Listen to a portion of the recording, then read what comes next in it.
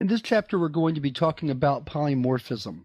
Polymorphism is a somewhat misunderstood topic in object-oriented programming, so before I go into a demonstration of why we need polymorphism, I thought I'd bring up the Wikipedia page so I can read you their definition of what polymorphism means, kind of give you a way to visually see what I'm talking about.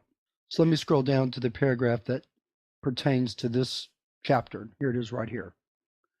The primary usage of polymorphism in industry is the ability of objects belonging to different types to respond to method, field, or property calls of the same name, each one according to an appropriate type-specific behavior. The programmer does not have to know the exact type of the object in advance, and so the exact behavior is determined at runtime. Let me give you an example to show you what I'm talking about. Let's take a look at this program. All right, this is from the chapter before on inheritance. We have an employee class, which is our base class. Then we have our manager class, which is our derived class.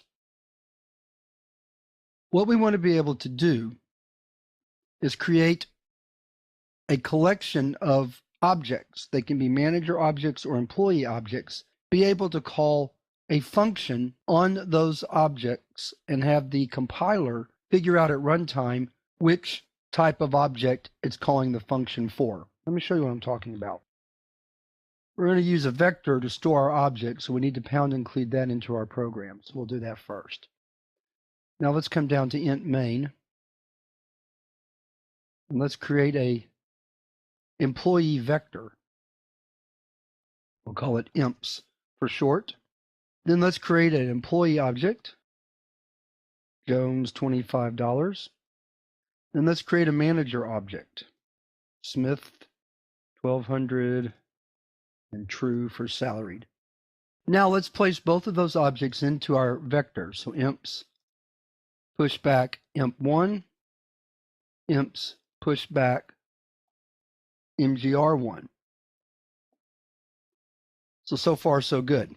Now let's say we want to call the gross pay function for each of these via the vector.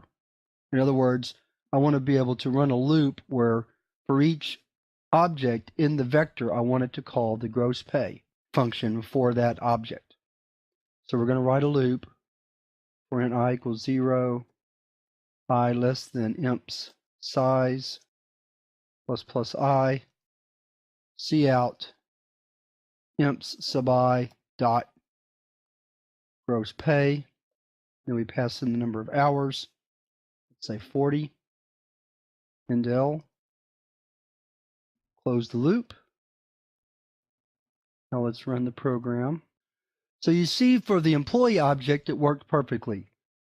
$25 an hour times 40 hours is $1,000 gross pay. However, for the manager object, the manager was making $1,200. The gross pay function is supposed to understand that that employee is a salaried employee and only pay them the $1,200 rather than multiplying by the hours worked to get $48,000. That manager would like to make that kind of money, but that's not how the program is supposed to work. That problem occurred because the compiler did not know which type of gross pay function to call, and because the type of our vector is employee, it called the gross pay function for employees, even though Smith is a manager, not an employee.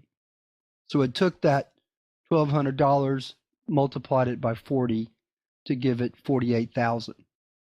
Now, when we implement polymorphism correctly, when we run this program again, the compiler will understand that Smith, or mgr1, manager 1, is a manager object, not an employee object, and will call the correct function for that type of object.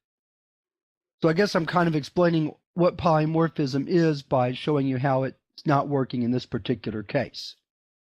And then through some redefinition of our classes, we'll be able to make it work.